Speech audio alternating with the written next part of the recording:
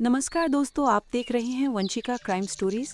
अगर आप दिल को छू लेने वाली कहानियां सुनते हैं तो इस वीडियो को लाइक करें, चैनल को सब्सक्राइब करें और नई कहानी की नोटिफिकेशन के लिए बेल आइकन दबा दें। तो चलिए कहानी शुरू करते हैं। साहब, प्यार कभी कभी वहीं जन्म ले लेता है जहां उसे होना ही नहीं चाहिए। उस रात भी ऐसा ही हुआ था।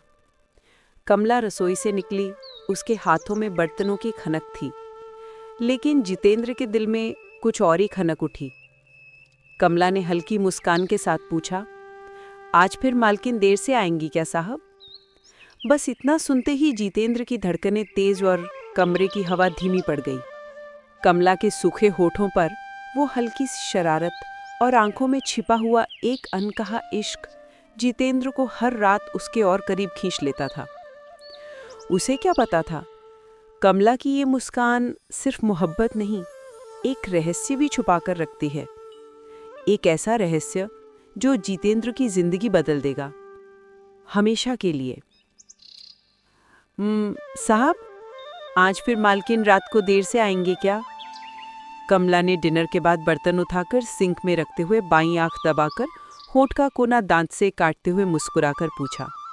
कमला के इस अदा पर जितेंद्र कुर्सी से उठा और उसे पीछे से बाहों में भरते हुए धीरे से उसके कान में बोला, हाँ जाने मन, उसके बैंक में क्लोजिंग चल रही है तो वो कुछ दिन तक रात को लेट ही आएगी। बहुत हिसाब किताब करना होता है ना बैंक वालों को, और मैनेजर पर सबसे ज़्यादा जिम्मेदारी होती है। अच्छा है साहब, फिर हम भी कुछ हिसाब किताब कर लेंगे। वैसे आप हिसाब बहुत अच्छा करते हैं साहब। बस किसी दिन मेम साहब पूरी रात बाहर रहें तो मैं आपसे ब्याज भी वसूल कर लूँ। कमला ने जितेंद्र की ओर घूमते हुए कहा, और उसके ऐसा करने से जितेंद्र के होठ कमला के होठों के सामने आ गए, जिन्हें कमला ने थोड़ा सा और आगे होकर अपने होठों से चिपका लिया। जितेंद्र की सांसें तेज होने लगी थी। वो अब कमला से पूरी तरह चिपकने लगा था कि तभी कमला एक झटके से घूमकर जितेंद्र से अलग हो गई और बोली, छोड़िए साहब, देखते नहीं कितना काम पड़ा है, और फिर मुझे घर जाकर अपने मर्द को भी हिसाब देना होता है। आपके साथ हिसाब करने लगी तो फिर मेरे मर्द के हिसाब में कमी हो जाएगी और फिर वो मुझ पर शक करेगा। वैसे भी पिछली बार जब मैं आपके साथ चिपक कर गई थी तो वो सवाल कर रहा था कि आज ज़मीन में इतनी नमी क्यों है। वो तो मैंने किसी तरह उसे ये कहकर संभाल लिया कि बहुत दिन से कुछ हुआ नहीं तो आज तुम्हारे हाथ लगने से ज़्यादा ही जोश आ गया है, और वो मान गया, नहीं तो मेरा भेद खुल ही जाना था उस दिन। जितेंद्र, जो अब पूरी तरह मूड में आ चुका था, कमला को ऐसे दूर जाते देखकर झटका खा गया। वो अब किसी भी हालत में कमला के साथ रूम में जाना चाहता था, तो वो आगे बढ़कर फिर से कमला को बाहों में भरते हुए बोला, अरे कमला, क्या तुम्हें मेरा प्यार कम लगता है? किसी को कुछ नहीं पता चलेगा, बस तुम मुझसे दूर मत जाओ कमला। मैं सच में तुम्हें चाहता हूँ। तुम्हारा साथ मुझे बहुत अच्छा लगता है। तुम जैसे मुझे प्यार करती हो ना, ऐसा तो कभी तुम्हारी मेम साहब भी नहीं करती। सच कहूं तो निर्मला को प्यार करना आता ही नहीं है। जितेंद्र ने कमला को बाहों में भरकर उसके होठों की तरफ होठ ले जाते हुए कहा। कमला फिर अपने आप को छुड़ाते हुए बोली, नहीं साहब, आप झूठ बोलते हैं। आपको मुझसे कोई प्यार वार नहीं है। आप तो बस अपनी ज़रूरत पूरी करते हो। मैं ही आपसे प्रेम करने लगी थी साहब, लेकिन अब मैं समझ गई हूँ कि आप बस मेरे साथ फरेब करते हो। आपको मेरे जिस्म से ज़्यादा कुछ नहीं चाहिए। आपका प्रेम बस इतना सा ही है। अभी मैं आपके साथ बिस्तर पर चली जाऊंगी, आपका काम हो जाएगा और आप मुझे भूल जाओगे बस। नहीं नहीं, ऐसा नहीं है कमला, मैं तुमसे सच में प्यार करता हूँ। अच्छा बताओ, मेरा प्यार सच्चा है, इसे साबित करने के लिए मैं तुम्हें क्या दूँ? जितेंद्र ने अब कमला को बाहों में उठा लिया था। हवस का जोश अब जितेंद्र के संभालने से बाहर हो रहा था। जितेंद्र ने कमला को बिस्तर पर बिठाया और उसके सामने खड़े होकर अपनी शर्ट के बटन खोलते हुए बोला, बताओ ना, क्या चाहिए तुम्हें? कमला ने बिस्तर पर लेटकर अपने पैर से जितेंद्र के सीने के बालों को सहलाकर होठ काटते हुए पूछा, साहब, आप सच कह रहे हैं? सच में आप मुझे प्यार करते हैं?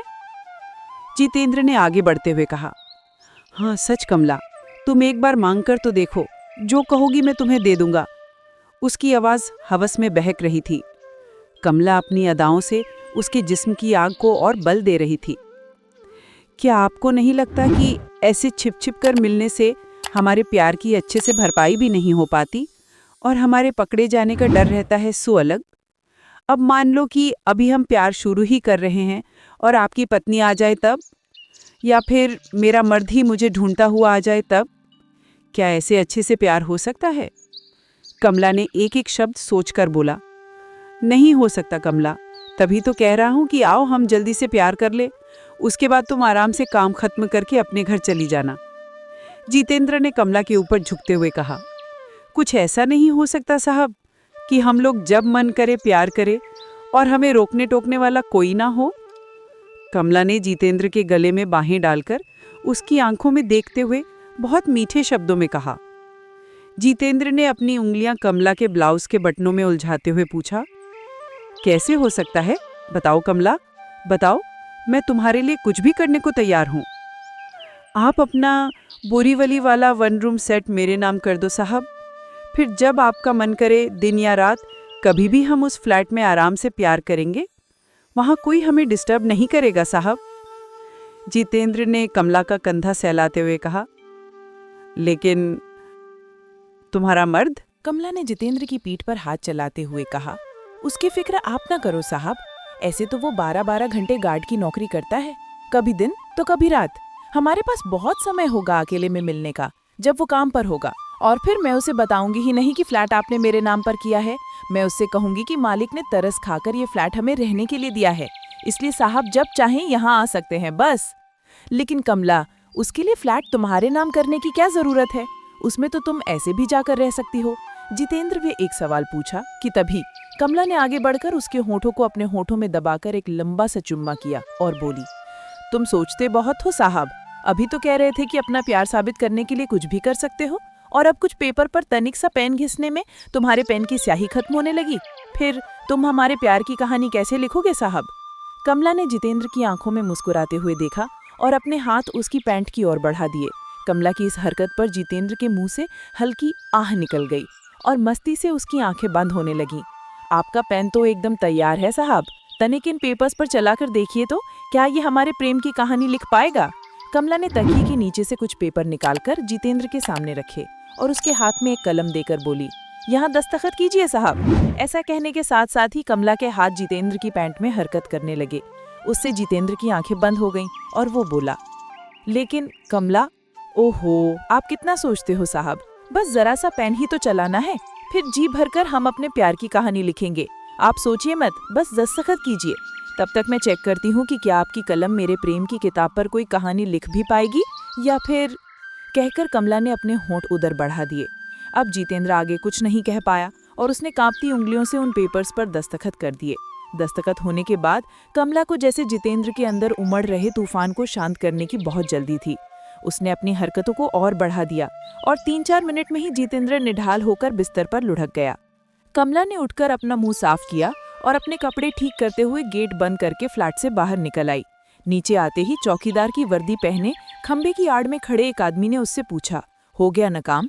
जवाब में कमला ने मुस्कुराते हुए पेपर उसके हाथ में रख दिए। वो चौकीदार कमला को गले लगाते हुए खुश होकर बोला, वाह मेरी जान, खूब फरेब में फंसाया तुमने इस रईस को। फरेब तो इसने किया था मेरे साथ। मैं कभी सोच भी नहीं सकती थी कि अपने मर्द के अलावा किसी को हाथ भी लगाने दूंगी, लेकिन उस दिन पार्टी के बाद इस कमीने ने मुझे जूस में न जाने क्या मिलाकर पिलाया कि मैं इसकी बाहों में गिर पड़ी और उस मदहोशी की हालत में इसकी किसी भी हरकत का विरोध न कर सकी। बस आज मैंने भी वही किया और ये भी मदहोशी में मेरी किसी भी मांग का विरोध नहीं कर पाया। लेकिन इसने जो काम मुझे जूस में दवाई देकर किया था वो मैंने केवल अपने हुस्न और अदाओं से कर दिया। अच्छा आप चलो यहाँ से, किसी ने देख लिया तो गजब हो जाएगा। बस कल सुबह ये पेपर लेकर तुम वकील के पास चले जाना। एक बार 40 लाख का वो फ्लैट अपने नाम हो जाए फिर इसे लात मारकर भगा दूंगी। कमला ने हंसते हुए कहा और दोनों वहां से चले गए। जितेंद्र ने सुबह सुबह फ्लैट पर पहुंचकर कमला से सवाल किया, कमला तुम पिछले 5-6 दिन से काम पर क्यों नहीं आई? तुम्हारी तबीयत तो ठीक है ना? तुम मेरा फोन भी नहीं उठा रही थी और न ही तुम्हारा पति फोन उठा रहा है। क्या हुआ? कोई बात है तो मुझे बताओ। कमला ने बहुत ही रूखे स्वर में जवाब दिया, कुछ नहीं हुआ साहब, मेरे मर्द ने अब मुझे लोगों के घरों में जाकर काम करने से मना किया है, तो आप दूसरी बाई ढूंढ लो। मैं अब काम नहीं करूंगी, अब मेरा मर्द कमाएगा और मैं बैठकर खाऊंगी बस।